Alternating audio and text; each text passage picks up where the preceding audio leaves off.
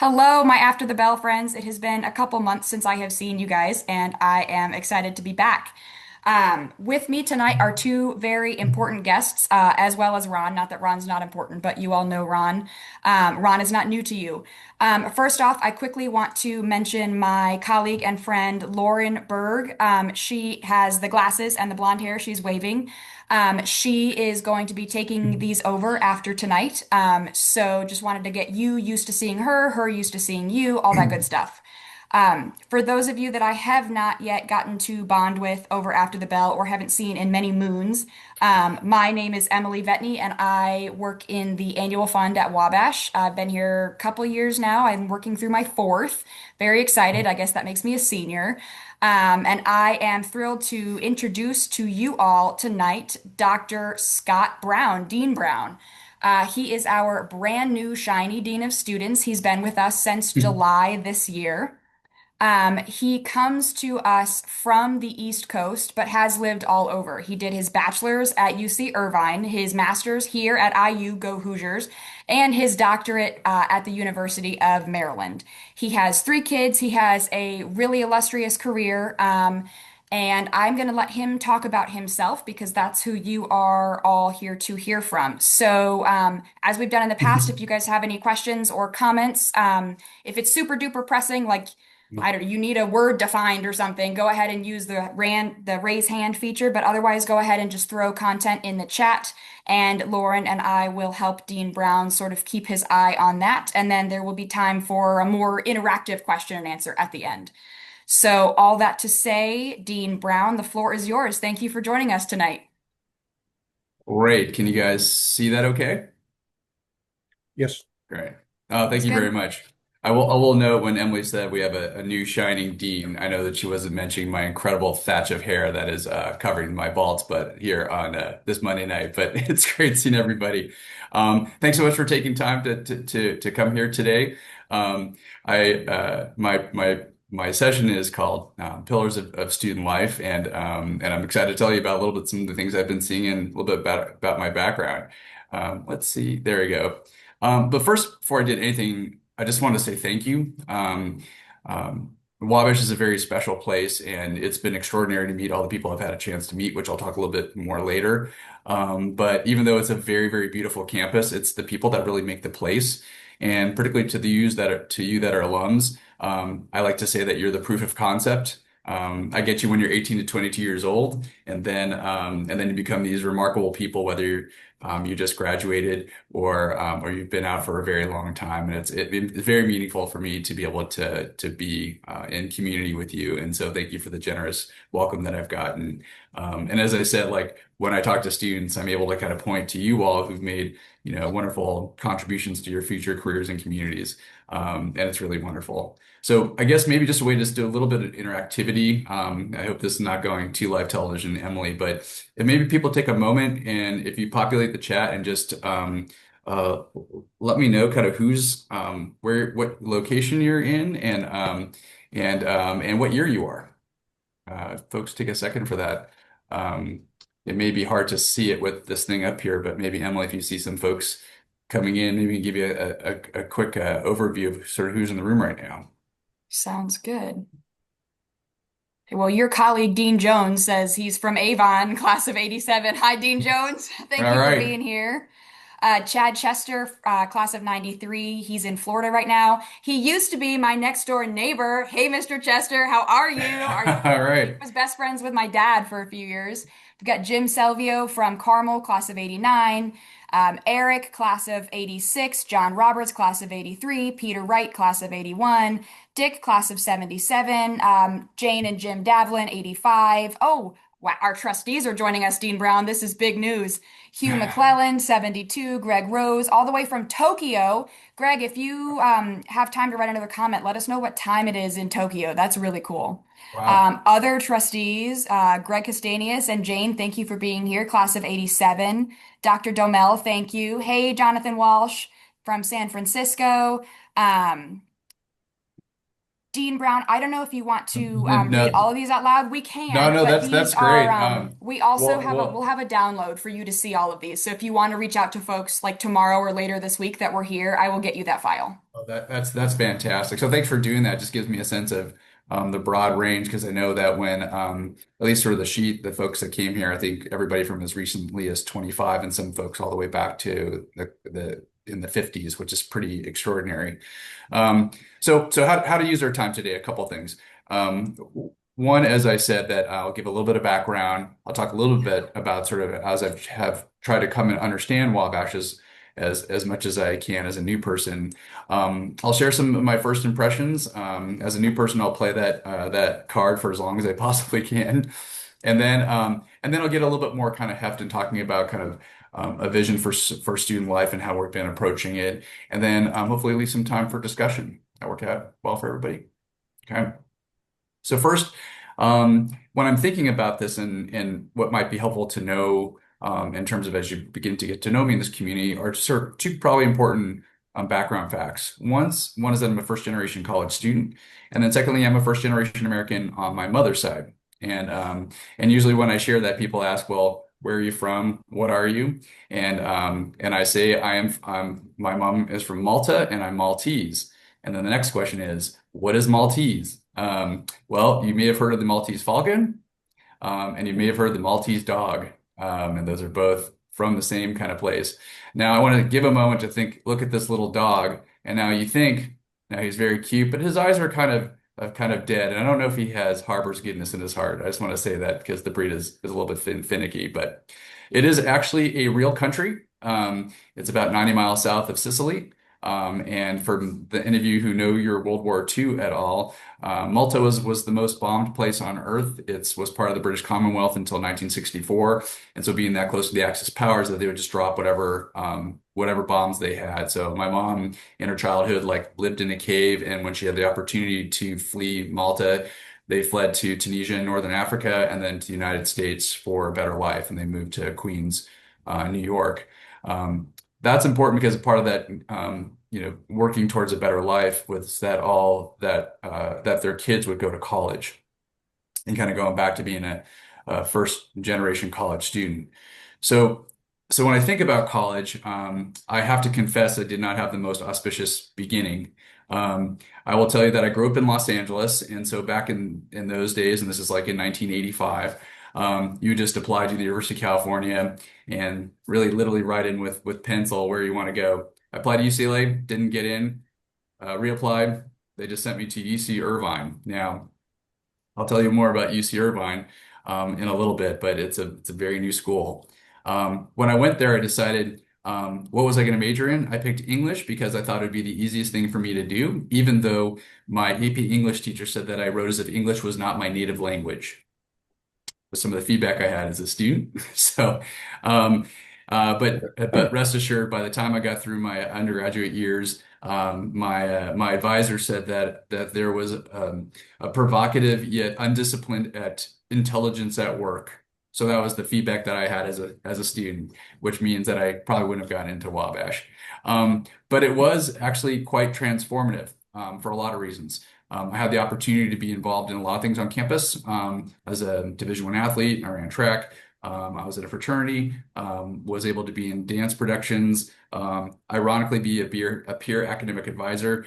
But most importantly, I was involved with student orientation. And that was really the thing that kind of brought me into the field that we're in now. Another thing about UC Irvine, I'm in the 25th graduating class ever. So for just to give context, that's like me being in the class of 1857 at Wabash. Okay. And so our founding chancellor was a senior Olympian who would train with us, and which would be like you all having Caleb Mills throwing a javelin on the mall while you guys are playing spike ball, just to give you a sense like how new it was. So it's very, very different than coming to a place like Wabash where even today is that coming to a place where you have people who come back for Big Bash and homecoming after 20, 30, 40, 50, 60, 70 years later because of something that happened over 4 short years is really, truly, truly special. One other thing about UC Irvine is that Conquest of the Planet of the Apes was filmed there. So it was so sort of new and futuristic. That's what they filmed there. Um, I'm sure it's a good school now, but this is what I'm most proud of from my alma mater, that we had the Conquest of the Planet of the Apes. So one thing that was really key when I was an undergraduate is the dean of students at UC Irvine had suggested, "Hey, have you thought about going into student affairs as a profession?" And I said I had no idea that you could do this, and he said you should go to Indiana University. And so I said okay. And so if you're clocking me, that means I spent about a total of 7 minutes in my undergraduate and graduate searches. So if any of you have kids that are going through this, I know it's a lot more complicated now, but it wasn't so much when I was going through. Um, so what I want to share with you also is that I applied for graduate assistantships, and if you could see this on my extracurricular activities, I thought it would be funny under special talents and interests and skills to say I juggle live chainsaws and then kind of fake cut it out. And then I also invented something called people awareness. So I just dug this up when I moved out here. So it was a bad decision, I gotta say, because the my professor who interviewed me said, "You juggle live chainsaws," and I had to really explain to him that I didn't, but I thought it was funny. So what I'm gonna do right now is I'm gonna check in with you all and see how you all doing. Is everybody okay? Have I Just filled fine. you all with confidence? Um, Absolutely. Excellent. Yep. Okay, so the Thaddeus good news. Seymour joined the circus at one point, so this is a step up. That's right. And I got lots of connections with that at Seymour. But so just to assure you that it worked out relatively okay. But when I talk to students and I have a lot of my scared straight moments with them about, well, I don't know what you think I was like, but when I was your age, but it was not super great. But there's a thief in every cop, and that's why I love being a dean of students. So anyway, so what have I been doing since that to bring me to Wabash? One, I've been doing this for 35 plus years and had a lot of opportunities to be in different types of schools and different settings. So as Emily shared, obviously got my undergraduate degree at UC Irvine, Indiana, Maryland for my PhD, and then worked at Northern Arizona University. And then I also worked in private liberal arts residential institutions like Dartmouth, Colgate, both institutions that were historically male up until the early 70s. The College of Worcester, which is actually founded as co-ed, and then also Mount Holyoke College, which is all women. So have an interesting background in terms of working in single-sex institutions, and also some that have been historically all male. Because I'm the least interesting guy in the world, a lot of my free time is just doing things related to higher education. I think it's super fun. I joke that they pay me to wear a tie and shave, so everything else is free. But that meant being really involved kind of in the field, doing national conventions, sitting on our editorial boards, task forces, think tanks, writing. And then my research and my dissertation was on the development of wisdom. I joke that's kind of a conversation killing topic, but it's basically, how are the students at the end of their Wabash education different from when they started, and how they reflect and integrate all the lessons that they're learning in and out of class on off campus. So that's why my background makes me love a place like Wabash. What's really important probably to highlight of this is just sort of key relationships. Knowing a lot of people in here. Some of you may know this, but there's a certain DePauw president, Lori White. I met Lori when I was 18 years old as a freshman at UCI, and she was basically Stephen Jones there. She was the head of like the equivalent of the Cross Cultural Center. And we've been friends since then. I introduced her to her husband like 20, 25 years ago. And then she was the one who called me up and said, the Dean of Students position is open up at Wabash. It's a great school. It's a great president to work for. I think you'd be great in this position. And she nominated me to Scott Feller. So I share that with you because it might be the most heartwarming, rivals our tradition story, or it might be the greatest Trojan horse maneuver in the world where that somehow I got in here and Wabash will be burned to the ground at the end of the year. But my hope is it will be okay. But a long way of saying of all this from all this background that I bring in here is that I could really say I live my life and my career more by compass than by map, and that Wabash has really the right position at the right place at the right time. I feel incredibly fortunate. So that's what brought me here. So now that I got here, I just want to share a little bit more about kind of hitting the ground. One thing that I'm really incredibly fortunate, and then also I'm frankly was a little bit intimidated. I appreciate I think I'm the first dean in 40 years that's not been a Wabash alum or faculty member. And so it's really incumbent upon me to really understand and deeply understand Wabash when I got here. So that meant that I said that I'd come here as part anthropologist, part cartographer, and part historian. So I understand Wabash, the culture and the history and the terrain of this place. That meant I've talked to anybody who would make eye contact with me, and including many of you on this call, just to be able to sort of talk to me about sort of what you love about Wabash, things that are helpful for me to know, how myself or my team could be really helpful, and that's been enormously helpful. Um, I also just had opportunity. There's so many wonderful resources in terms of articles, reading these fleeting years, Wabash on my mind, pretty much anything and Nolan Eller in the archives has been really wonderful about sharing things that would just be helpful, just get really a flavor about sort of the traditions and the kinds of things that would be helpful to steep myself in as I kind of hit the ground. Also spend time with my staff and trying to get a sense of their wisdom. They're a very dedicated and sharp group of people. And then lastly is just sort of being as present as I can. I told students I'll be the guy with the baseball cap and a name tag, so that they could sort of know who I am. I don't know what your we've had some legendary deans of students. I will say that usually when people meet me, the first thing they say is, "I hope I never have to talk to you." So that's one of the things that I want to make sure I try to counter a little bit. Um, and as I say, if I had human emotion, it would make me feel sad if they said that to me. But students have been wonderful. Okay, so it brings us to like, what are my impressions of here? One is that you don't attend Wabash, you join Wabash. Um, the depth of care and commitment to the institution is really staggering. And I could say that for someone who's been doing this for a long time in a lot of places and a lot of wonderful places, but the real deep commitment to kind of weaving folks into the larger Wabash tapestry is incredibly present and palpable. And even just that this event happens on a late Monday night when you're tired and you've got long lives or maybe long evenings is really wonderful. So that's probably the first thing that I saw when I came here, and it's been absolutely true. Secondly, here's a place where I think the rhetoric really meets the reality. In many places that people will be fairly platitudinous about what they're about, but no one can really kind of talk about what that means. But in a place like this with the gentleman's rule, and that it's really a lived ideal that people put into place every day is really tremendous. And also our mission, which I'll talk a little bit more later on. Have to admit, it's the world's shortest code of conduct and it has the longest school song. So those are the two things that I noticed off the bat is that the gentleman's rule is an incredibly powerful code of conduct. And I've listened to old Wabash probably, I don't know, 500 times since I've got hired. And if you put me on the spot, I don't think I could sing the second verse. So I want to share that with you. The other thing I noticed is just sort of how deeply hardwired the relationships and student-centeredness we are on campus here.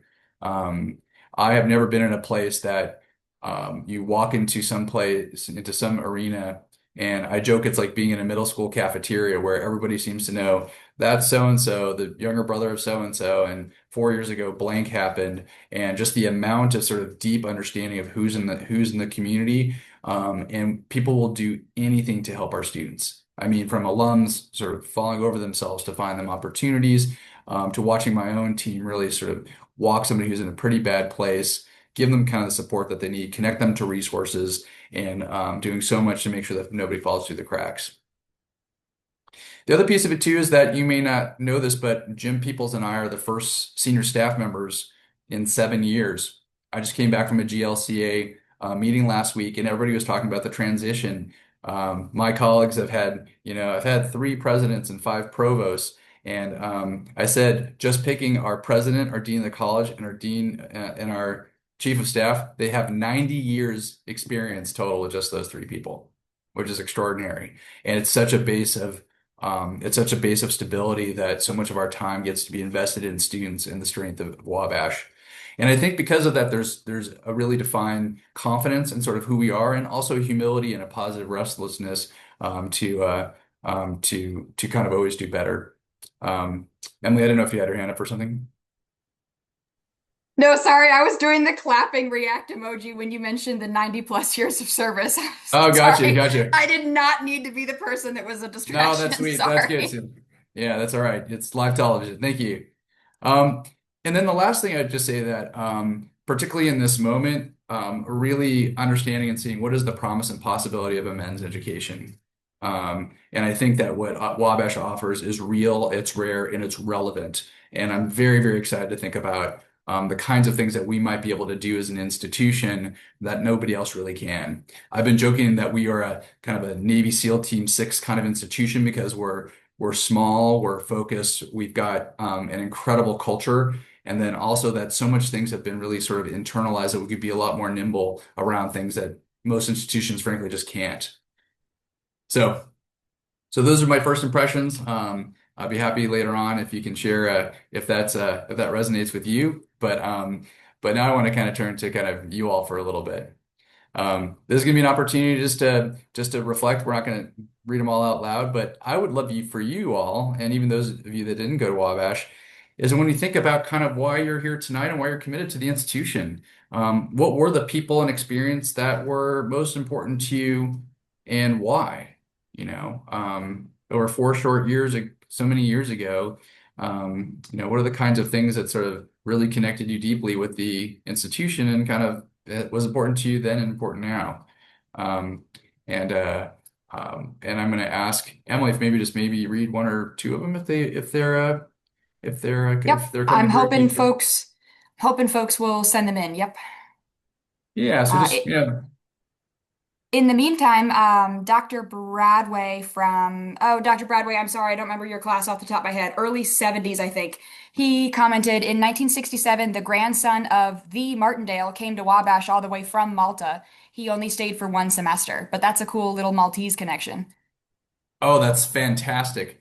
Because I will say that every place I've been that touts how international they are, I have never had one institution that said they had somebody from Malta. So Well, you thank you for that. That got to come to my hometown. Our former mayor, Pete Buttigieg. Very I proud of know. him. Uh-huh. That's great. And maybe if I worked at the institution you went to, who knows? But Yeah, that's who great. knows? Yeah, Thank you so for that. that's Thank you for sharing that. I love it. Well, maybe as folks are kind of reflecting on that, I'm going to go ahead and move forward and just share a little bit, kind of going back to the sort of the student life experience. So one thing that I think about is our students from once they ring in all the way till they graduate. I think about the total life experience. And one of the things that I think about in terms of our role in this kind of larger Wabash ecosystem is I don't know if anybody's ever heard. I don't think it's apocryphal, but I think it's really fascinating when they talk about if there's ever the collapse of bee colonies or if we ever get rid of bees. And they say if that's the case, you would see a much more kind of barren landscape. If you look at supermarkets and think about all the things that bees do, you would and they're not there at all, that you would have very barren supermarkets. And I think of that as kind of as a nice analogy for the kinds of things that we do knowing that we have 168 hours in any given week, right? Every week, and 16 hours are really just in class. Let's give our students 8 hours of restful sleep every single night. And basically that still gives them 90 plus hours every week where they can play a sport, they could work, they could study, all the different kinds of things. But those things are sort of out of class. And so when I think of that, I think about sort of what are ways in which student life and student affairs can be thinking about working within the whole ecosystem to make sure it's as robust as possible that our students flourish. So what does that mean in kind of real terms? So, I mentioned that I love our mission, and I love it because it has very, very kind of distinct pillars about thinking critically, acting responsibly, leading effectively, and acting humanely. And so the question that our team really kind of puzzled with when I first got here is that how can student life really operationalize and contribute to our mission and our campus priorities? Like, how do we think that we can be a real driver for this? Because we're all working with the same students. So a couple things we brought up. One is that just sort of developing a vision about sort of how can we be doing things as a larger area that impact the mission directly. And we think a lot about sort of the people that we have them interact with, our initiatives, environment, all of it is really empowering every student to meet the mission. So when we think about what is kind of our due north, this is what we go back to. I say this with you all here tonight because there's a difference between are we laying bricks or are we building a cathedral? What's the cathedral? And really kind of thinking about no matter what you do or who you are, whether you're working in safety and security, you're a counselor, you're working in residence life, what is your contribution to the larger Wabash education? So so when we kind of think about it in sort of smaller quick strokes, it's like it's really thinking about think, act, lead, and live. And underneath it has advance. And that's a little bit inside baseball probably for this group, but really thinking about as I worry about my team, what are the kinds of things we need to do infrastructure wise to make sure that we can kind of meet the needs of our students in the best way. So that's a lot, but I'm gonna tell you a little bit more about these pillars. So when we talk about thinking critically, we want to be able to think about I'm sorry, it's really thinking about students' intellect and are we developing their insight and judgment and communication skills. When we think about sort of acting responsibility, it's really about their character and helping them develop a moral comfort, compass and understand the impact of their actions. When we think about leading, it's really about impacting others. And that helps us think about student engagement and personal development opportunities. And then lastly is like, how do they live in community? And what are we doing to foster a vibrant and inclusive residential community? And again, underneath all that is that we're thinking, what can we do to continually improve what we're doing to support these students and do our best work? So what that means in sort of larger areas that may be of most interest to our alums and kind of high focus areas for our team. One is helping students meet our high expectations in and out of class. You probably read lots of things about this generation, post-COVID, cell phones and social media and so forth. It's really important that we think about our mission and not dampen it down at all. We're not helping our students at all in any other way than helping them meet these high expectations. So we're not going to help them, as I say, college is a journey that no one can take for you or spare you, right? But we want to be good company along the way. And we're not going to prepare the road for the student. We're preparing the student for the road.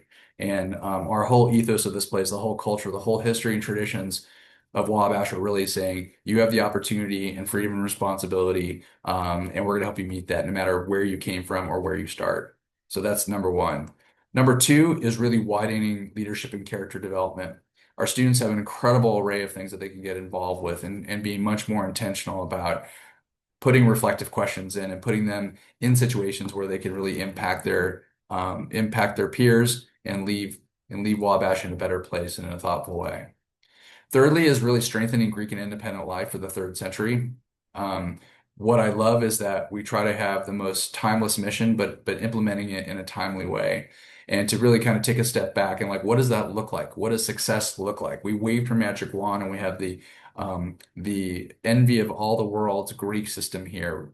What are we doing? How is it working? What are the behaviors that are involved with it? How can we help you realize what your highest goals are for both Greek and independent life? The other part of it too is important is really talking about how we help our students thrive. We know that coming to a place like Wabash is not easy, and we're doing plenty of things to sort of help them if you have some kind of clinical concern or dealing with some sort of life issue that will certainly happen for our students. But it's really thinking about mental health and well-being as a life and leadership skill because I know all of our alums can appreciate it gets a lot more complicated when you graduate college, right? And by nature, our students are always going to be putting themselves in the deep end. And so, how do you sort of think about who you want to be and how you want to manage all the things you're going to be dealing with? And that's something that's a lot more explicit, and we're very proud of. And then lastly is kind of going back to all of us here and then really deepening belonging and brotherhood across campus and Wabash writ large. It's a special place and there are high expectations when you join the special community. And how do we really kind of communicate that and prepare students for that responsibility? And it's not just in the subgroups on campus, but across the whole campus for all of our students. But then it's also writ large, again, thinking about working with our alums and the people who have been incredibly generous with their time and concerns and in so many ways. How can we make that as easy as possible for you all be connected to our students? And again, making that's our heritage that once they graduate, and once you graduate, is that there's a real responsibility to helping people along just like as you have. So those are the big high focus areas. So I'm gonna anchor this before we get into some discussion by putting these all together. Some of it is just going to be a visual, and then I'll spend some time really quickly going through it. But you're not gonna have to read anything here. So, and I can share this if you like to, but just putting these all in one place, our vision, the pillars that I talked about, the outcomes we affiliate with our students, or if we want them to think critically, what that looks like, and the other things I just mentioned. And another way of thinking about it is kind of cascading from our mission to the vision to these pillars, the learning outcomes we want for all of our students, and then really kind of anchoring our departments to make it work. So, so with that, that's a lot. Emily didn't tell you that I'm paid by the word, so I'm giving you a lot here. Um, but I want to just pause and actually turn it over to you all and putting these things either in kind of the chat. I know Emily's going to kind of help facilitate this a little bit for us, but one, I'd love to hear about just any thoughts and sort of what you saw and anything that maybe that we're missing. I want to use this group as a little bit of a think tank if you have some thoughts or perspective, and then maybe just from an alum or friend perspective, are there some things that are just really high level, exciting things that we should be thinking about in this moment? We're about to enter the kind of the final turn towards our 200th anniversary. That you think that things that Wabash could do that maybe nobody else can, that you'd love to get on the docket for me and my team to be thinking about. So I will pause there and see if there's any kind of insights, questions. And Emily, go ahead and you can help facilitate this part. Well, we have some reflections on what keeps folks coming back to Wabash and got them interested in Wabash. Would you like to hear those while they're I, thinking I, about responding to this? I would love it.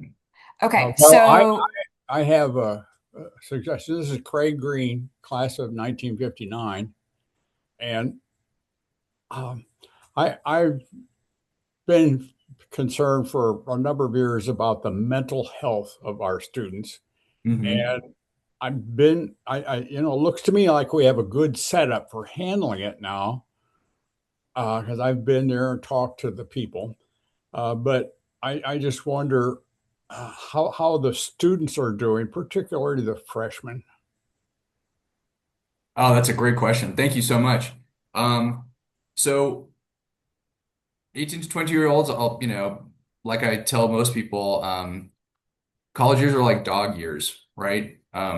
We go from the black and white of high school where, 3 months before they had to ask for permission to go to the bathroom, right? Until have the incredible amount of freedom and responsibility to start navigating the thousand shades of gray by the time that they graduate, so we do a lot to think about what is the lived experience of our students who are coming here. And one of the things that I would say is that I think of it kind of sort of three buckets to get to the question about how our students are doing, which are actually quite well. One is just that do we have things built in place? I use my little spidey fingers that based on our relationships, are there any students of concern, and are they coming back to a central place that we can know that they're on our radar? This leans into our coaches, our staff, our faculty who know them very, very well, that they're saying, hey, Tommy's not really kind of himself. I'm a little concerned. They put it back to us, and the deans and a group comes around and kind of lays eyes on them and be doing the kinds of things that would sort of make sure that they're all right, but then also get them connected to resources, including counseling. The next concentric circle in which we think about the total college-wide commitment to care is really investing in the skill building of our community. We have a campus-wide mental health committee, and that's with faculty, students, and staff. And we've done everything from QPR, which is around identifying suicide risk. We do lots of things about just sort of wellness and well-being. We do a lot in terms of like making sure that the kinds of relationships that men are more and more comfortable with being vulnerable. I will say, as a new person in an all-male environment, I love to see how vulnerable and in a lot of ways intimate the friendships are, because I think a lot of it, frankly, is because they need to rely on each other for all these different kinds of things, and saying, can you lean on each other? And hopefully those folks, if there's a concern, they can get them to us. But then lastly, like I said, that we do a lot of stuff in terms of mental health and well-being as a life and leadership skill. Every single fraternity has an emergency action plan they have in place, so that they have with mental health representatives, which is a new office position in the fraternities. And I think all of that, we see that our students, compared to our peers, report better well-being even over time in the last 5 years. all the measures of sort of belongingness and feeling satisfied with their experience, and depression and thoughts of suicidality. All the good stuff has gone up over the years, and all the stuff that we're most concerned about is going down. Now, we hope that continues. I will say at the outset that anything that ever happens, one is too many, and that's something that I worry about. I tell my students I go to bed with a cell phone next to my head. I want to make sure all my babies get up every morning, right? And so I'm just worried about all of them, even though, again, college is a high risk activity. So long way of saying there's a lot of things we're doing institutionally, and it's done at a number of different levels. I think we're engaging a lot of folks in this conversation, and like I said, the data that we've gotten from the most recent survey from Healthy Minds has shown sort of a trending down of some of the things that we're most worried about, and then things that have been helpful. Students report, particularly as compared to other men in similar institutions. Thank In you. my experience, it's not the individuals that are on the teams. It's not the people that the professors notice. It's the people in the back of the room. It's the people in the corners. Those are the ones that you need to be sure are being taken care of. I agree with Craig. I think mental health is very important. I've been working in this field for 30 years, Yeah. and I can tell you that if you're only noticing the people on the football team or the people on the basketball team or the track men, then you're not seeing all of your students. It's the ones that are in the back, the ones that are in the corners. Those are the ones that you need to focus on, not Mhm. not your athletes. Yeah. Not the people that like you. I mean, you're a very outgoing individual. You need to. It's the people that don't talk. Those are the ones you need to notice. And hi, Andy. I see you out there. Andy and John, that class of 71. There you go. Yeah. I'm sorry. I didn't mean to interrupt. That's no, that's great. I mean, and again, everything comes down to like if we have any student who gets put in harm's way is the worst thing that we could be worrying about. And to your point too, is that you're right. We do have mitigating factors related to Greek life and athletes. So that 60% of our students are in fraternities, and then there's obviously an overlap between people who are athletes. But our training for our RAs gets to a lot of this as well. Being able to kind of know the residents. We do a lot of training with our faculty, and all of our students are in our classes, and they can, because our classes are so small, that they can really kind of clock a lot of things that they're concerned about. I spend a lot of my personal time with those students and connecting with people on my staff. So those certainly the harder students to reach sometimes. I feel fortunate that in our community, not only are we smaller, but I think people feel much more empowered, and really that it's their role to really kind of connect with students, and if they have concerns to let us know. While we wait to hear some other reflections, going back to just who and what bring us to Wabash again and again and again. We've got personal interaction with so many faculty members, even outside my major, multiple people saying, fraternity brothers, we spent 4 years together with many shared experiences. Our bond is still strong after 50 years.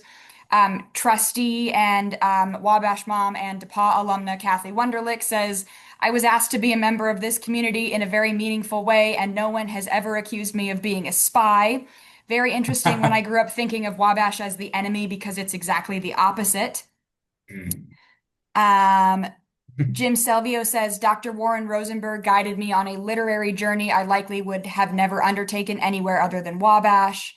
Multiple people saying professors that they had when they were students, hoping that today's professors are just as good. The Global Health Initiative Advisory Committee, those current students and their experiences.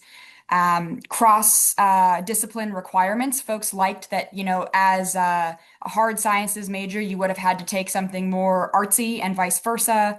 And then here's another question for you about the second reflection, Dean Brown. How will you deal with AI? Dick is on the executive committee of a small grad school, and he thinks it's a great challenge. It is a huge challenge. No, thank you for the question. A couple things. One is that I just came back from GLCA talking to the deans about this too, so I can talk sort of more closely about folks in my area. And I think in general, we have an AI task force that's happening right now from the dean of the college side. I'm really trying to think about what is the best way to leverage this technology in a way that's congruent with our mission, even knowing that students use AI and have used a lot of AI before they got here. I think the basic sort of watchwords for us, this is just Scott talking about this, as I think about this with my own team and folks in my area on their own campuses, is that is that how can it make our lives easier and give us the chance to spend more time with students? What are ways to help us with any kind of sort of large scale, complex decision making that we might not have the same kind of access to? And then also, how do we sort of preserve the most important humanity within our interactions on campus? Like, what is the role of a residential liberal arts college? So part of that is that in some ways when we say, well, I don't need to go down to the river anymore and pound my clothes against the rocks. I don't need to churn my own butter or make my own soap. You can do that artisanally, of course, but there's a lot of things that technology has given us that it's given us more time to dedicate to some things that we're not putting in terms of tasks that could be in some point be more be more automated in some way. I will say that's an open question. Right now, I know that we've got a very big application into Lilly to be able to get some funds to really be thinking about and amplify all of our exploration around AI. And I know this group has been working for like 6 months. So sorry, I don't have a really definitive answer for you. I can say that in my short time here, that I think the absolute instinct is to sort of take a step back and go, how will this help our mission? How will this help our students? And I think people have different opinions about that, but that seems to be the most important compass point for any conversation I've been in. And AI, I'm sure will be a part of that too. Another alumnus says they're happy to see the improvement of Greek life on your team's radar. Wabash is unique because we still have live-in for 4 years, rather just 1 to 1.5 if the student is lucky at other institutions. I think they are a real secret sauce at Wabash. I agree. Thank you for who shared that. I joke when this is the fifth Greek system I've overseen, and someone who's in Greek life myself. And I know that if fraternities are doing something well, nothing is better, and if fraternities are doing something bad, nothing is worse. So, and just for some of you kind of folks in the 70s, I was the dean of the college at Dartmouth. So if you remember Thad Seymour, which I know you do, he was the dean of the college before he came here. Thad was basically the Dean Wormer when Animal House came out and was written, even though the folks said they loved Dad Thad and Dean Wormer was based off of Nixon, but basically have also been in that exact role. And so I think what's great about Greek life here is that, and again, any of you who are sort of in fraternities, really charting back was like, what was the specific contributions to who you are, what was important to you from Wabash? And for us, what we're doing a lot right now is thinking about how do we sort of look at sort of the places where the best things are happening, how we identify these bright spots, and doing what we can to put students in positions where they're going to really get the best out of it. Like I said, one of the things that's most powerful here is that students really, really run the show in a place I've never seen anywhere close in my 35 years of doing this. And so again, how do we help them meet these high expectations? And I've had conversations with both the brand new IFC president and thinking about what are things that would be helpful to kind of strengthen the system. When you think about sort of what your organization is trying to accomplish, my guess is every fraternity is about leadership, scholarship, fellowship, and citizenship and some version of that. And so what does that look like for you all? Where are you doing it well? What would be helpful?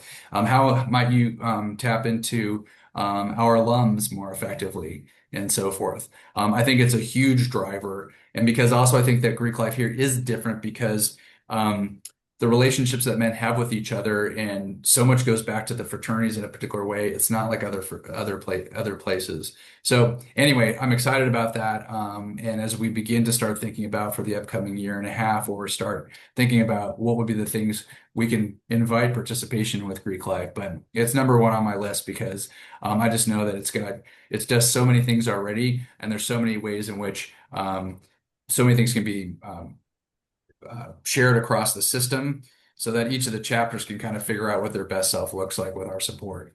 There's not much of it right now, so. Okay, I do want to point out just to everyone, it is the 15-minute mark. So Dean Brown, Mhm. we have more PowerPoint slides we need to return to before we wrap up, or are we No, we could fully in take a little bit more, discussion? and nope, we can Okay, continue on for a little bit. okay, okay. Lou wants to know, what are your thoughts on merit earned, his scare quotes, earned by our students being recognized and rewarded versus equity for all? Merit earned versus equity for all. Merit versus equity for all. So please let me know if I'm not understanding the question. I think that when a student earns admission into Wabash, I'll keep on going back to that. Are they going to meet our high expectations, and what are we doing to help them do that? And pretty much all that is to assume that no matter who they are, where they come from, is that they're going to be able to do it. And so part of the thing that makes this place so personal is that nobody here is a number, right? I joke, by the way, that if you want to be in the witness protection program, this is a terrible college for you because you are known. And then even people who are literally twins or triplets are different from one another. And so are we really laser focused in what does this person need to be able to be effective in meeting those high expectations? Also understand is that people don't all have the same experience. We are not a monolith in any way, shape, or form. So I think it's incumbent upon us as an institution, as educators, to think about who is coming to our campus and what are the kinds of things that we can be doing to make sure that all students have an excellent full throttle Wabash experience. So when I think about that, I don't think of those as mutually exclusive.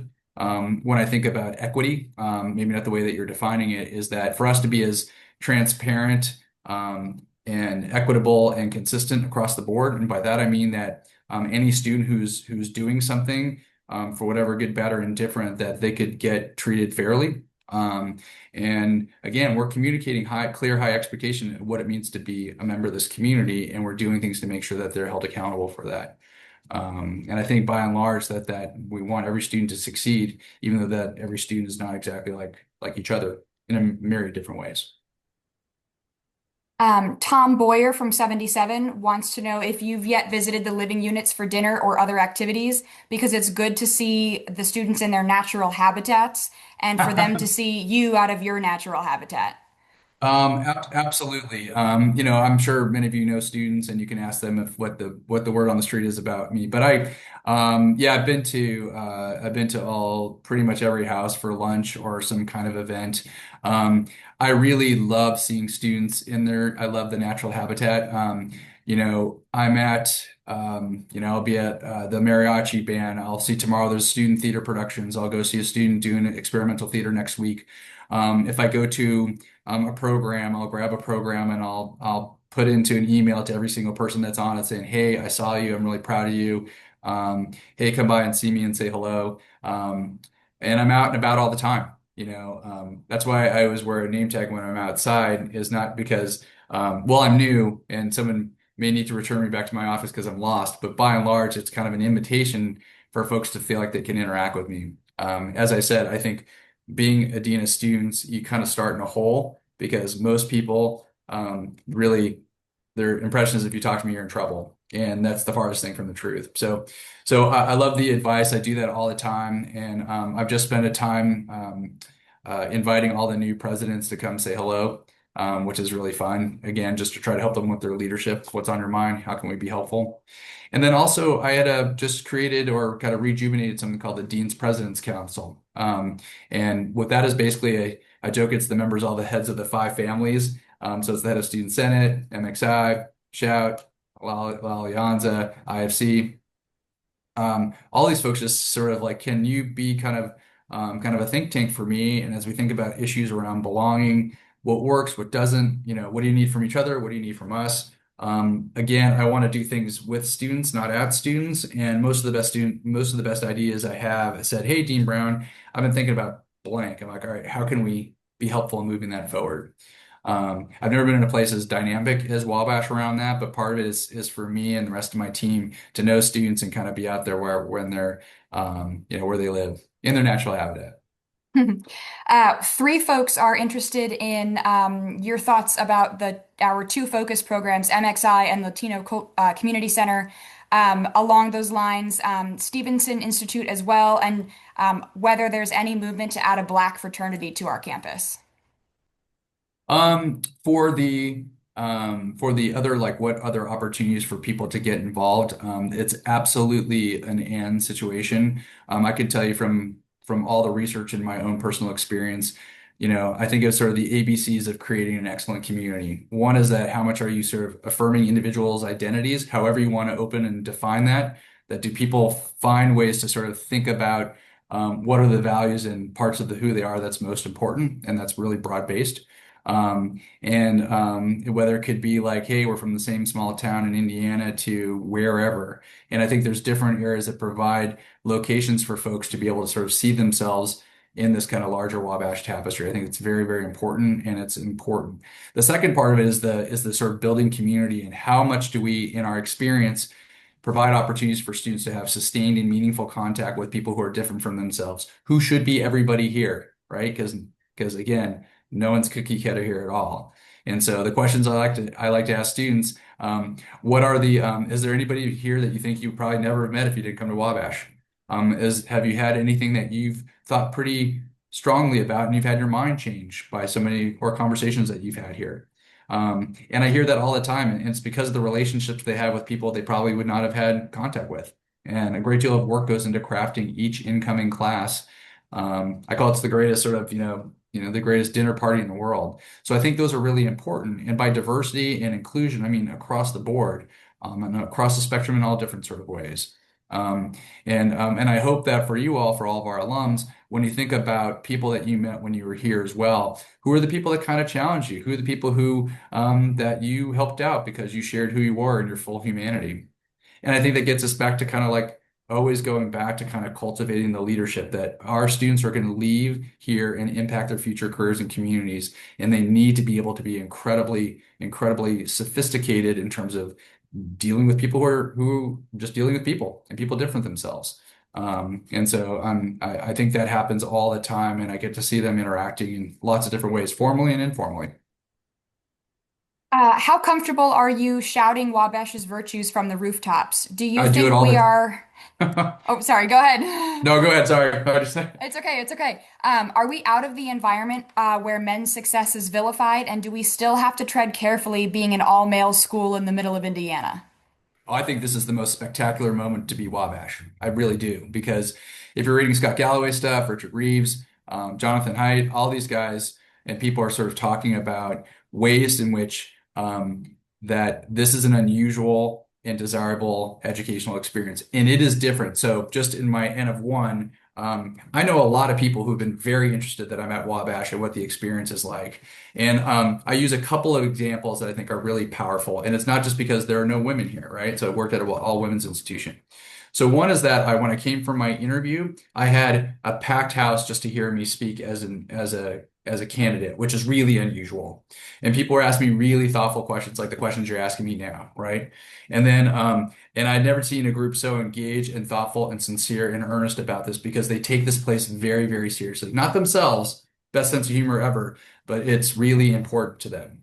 Okay. And so I had a lunch where I had two guys that were absolutely diametrically opposed in their opinions. And they were really kind of getting at it about this. But the thing I noticed is that they're so confident in their relationship that they could argue and debate on their point of view, because the relationship was so solid. And they were kind of done, and they get up, gave each other a hug, and said, "I'll see you later." Thirdly, is that I was at a place where having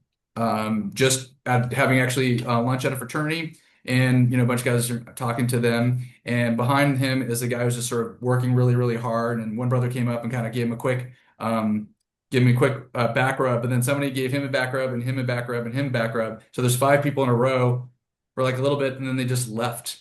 And I just said to everybody, I'm like, I've never been in a place that people will be that close and that thoughtful with one another, and just kind of like it's students there for each other. And I think it's because people really need to rely on their brothers writ large here, and they're not outsourcing it to other kinds of relationships. It's very, very powerful. And people, the gentleman's rule. So it's not just that it's a men's institution, but the gentleman's rule is not performative, And it's not like this sort of sense of honor in a way that isn't connected. I see students struggling with like, well, what are you going to do? Like, what would a gentleman do here? It's your place. You don't want me there at 2 o'clock in the morning. So what are you going to do? You know, do you hold each other accountable for this?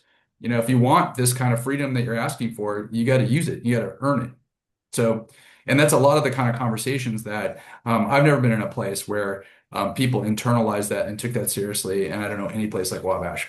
So every time I cross the street, I cut a ribbon about Wabash because I think it's an incredible, incredible place. And I think it's what we need right now. We really do. Dean Brown, there are 4 minutes left until we wrap up. Do you want the floor for the last 4 minutes? Do you want to keep going Uh, with people's I'll, reflections? Do you I'll, want? I'll, I'll take one more. I'll take one more, and then we can go ahead and close it out. That's all right. Okay. Lastly, from alum Jim Selvio, your thoughts on back to the question about what you and your team could be doing that we're maybe not doing yet.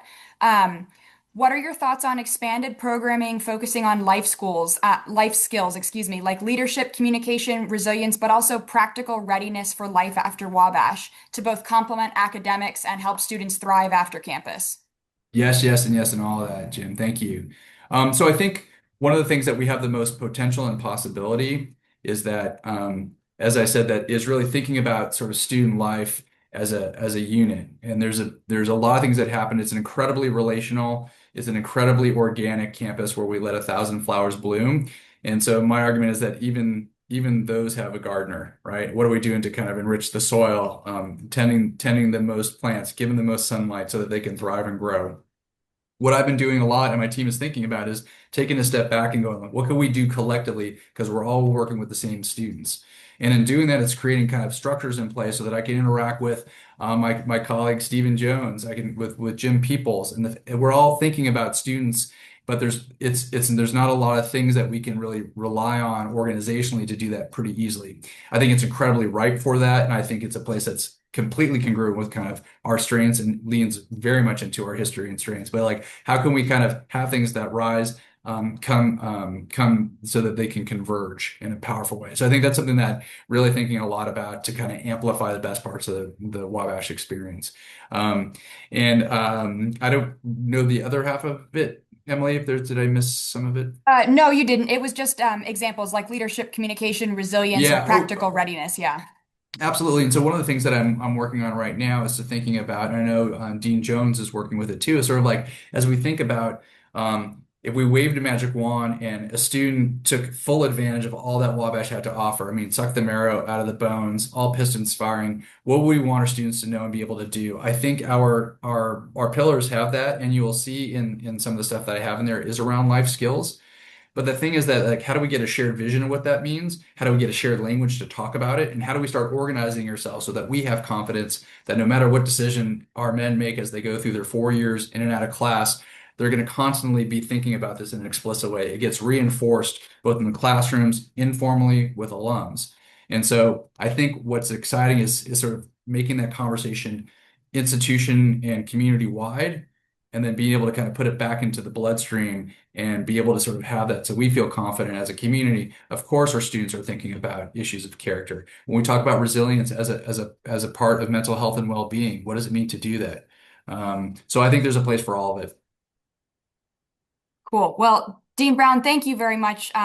That's so funny. Someone just commented, "Why is there sunlight in your window? It's dark," and I'm giggling. It's a Well, virtual it's, Zoom it's background. always, it's always, it's always sunny at Wabash. That's what I'm saying. So Oh, that's cute. I like that. Well, Dean Brown, thank you so much. It's been so good to get to know you and sort of watch you get to sort of talk about yourself and your mission and meet all of our standard attendees. Some of these guys come, reliably every time we do an event like this. So I'm really happy for you as a new member of our Wally community that you're getting to interact with all of these really wonderful alums and friends and parents too. A lot of current parents are in today's audience. So, folks, thank you so much for giving Dean Brown and Wabash your Monday evening. Dean Brown is available. Not that I'm saying he's opening his email inbox, but you've met him. He's nice. He's kind. He's not going to say no if you have further questions about tonight and about what he plans to do at Wabash. Again, thank you all so much. Hope you have a wonderful holiday season. And Dean Brown, thank you again for being here. We're very grateful. Thanks, everybody. This is really, really wonderful. Hope to see you in person, and please come say hello when you're on campus. Have a good Alrighty, evening. everyone. Thank you. Take care. Happy holidays.